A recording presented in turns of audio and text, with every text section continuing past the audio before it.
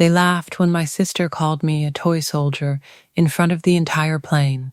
She said I wasn't a real pilot, that I didn't belong anywhere near the cockpit. 30 minutes later, the captain collapsed. One engine caught fire at 40,000 feet.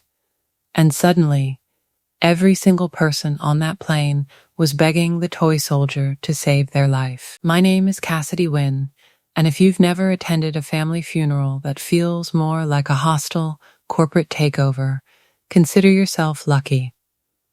My father died 3 days ago.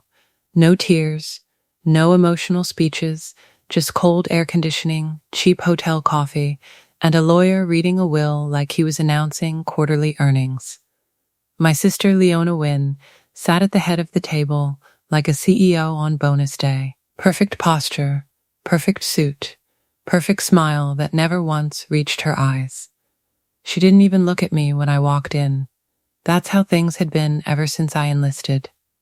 Leona was the golden child, Ivy League law degree, investment firm partner, Manhattan penthouse. I was the embarrassment, the daughter who wore boots instead of heels, who saluted instead of networking, who chose the Air Force instead of finance.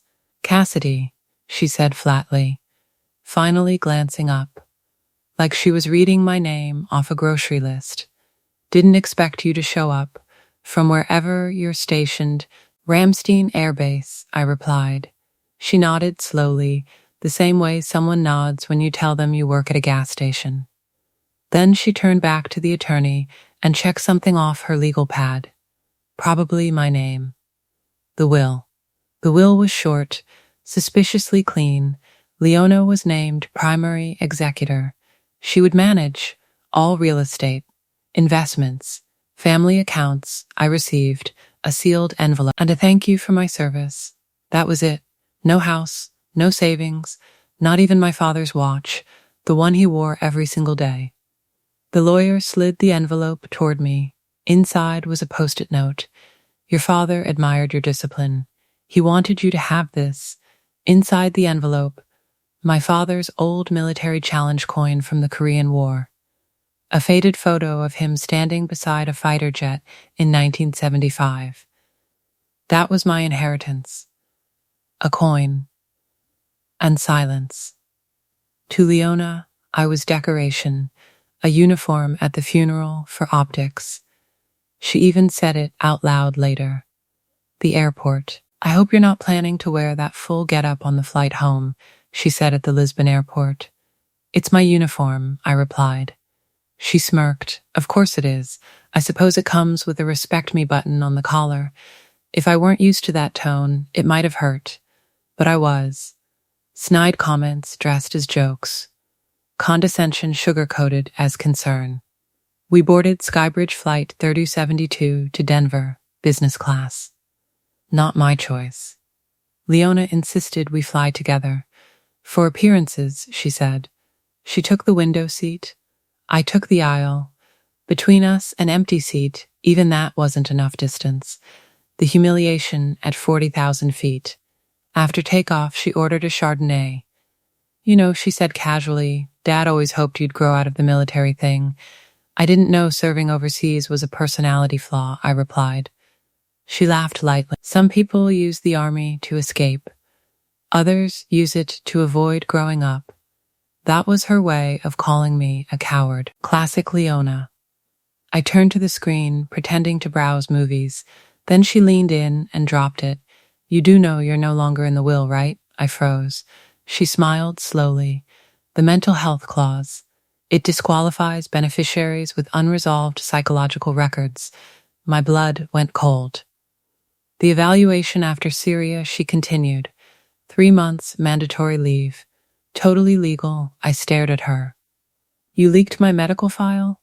I shared it with the estate attorney, she said calmly. To protect the family. That wasn't concern. That was calculated sabotage. I realized something right then. This flight wasn't just a trip home. It was the final stage of a silent war she'd been fighting against me for years, and I was finally paying attention. When the plane started to fail, turbulence hit, then again. Harder. Leona spilled her wine and snapped at the flight attendant. I didn't flinch. Turbulence doesn't scare me. Egos do. Then I smelled it. Burnt plastic. Faint. Wrong. The engine sounded off. Then came a sharp bang from the right wing. The lights flickered. A baby started screaming. Silence followed, the kind that makes every passenger realize the same thing at once. Something was very wrong.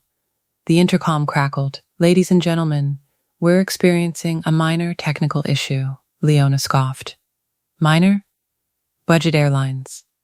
Ex-military pilots. All theatrics. She looked at me. No offense. You're basically one of them, right? A toy soldier with a joystick. That's when the engine exploded. Masks dropped.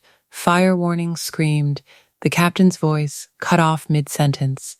And the flight attendant shouted, "Mayday! Engine fire!" The moment everything changed. The cockpit door opened. The captain was slumped over. The first officer was panicking. Someone yelled down the aisle, "Is there a pilot on board?" The flight attendant locked eyes with me. "Can you help?" I unbuckled. Leona grabbed my arm. "What are you doing?" "Saving your life," I said. Inside the cockpit, chaos, fire alarms, smoke warnings, hydraulic failure. The captain was unconscious. The first officer looked at me like a drowning man. "I can't stabilize her," he said. I put on the oxygen mask. "Move." I took the controls. Military training kicked in. Checklist. Trim. Manual hydraulics. The plane stopped rolling. Altitude stabilized. I radioed air traffic control. "This is Cassidy Wynn, U.S. Air Force. Captain incapacitated. Engine fire. Request immediate diversion." Silence. Then, approved. Nearest runway 37 miles southwest. Leona appeared in the doorway. "Cass, are we going to die?" I didn't look at her. "Not today. Landing the impossible. One engine dead, the other barely holding. Runway too short for a 777. Fuel dumping. Wind shear." Stall warnings. Screaming. I killed the remaining throttle. Forced glide mode. The first officer whispered, "You just shut down the engine. If we bounce, we die," I said. "Trust me." The runway rushed toward us. Brace call sent. 300 people curled into crash position. Wheels hit. Hard. The plane screamed. Reverse thrust. Maximum braking. Trees at the end of the runway grew larger.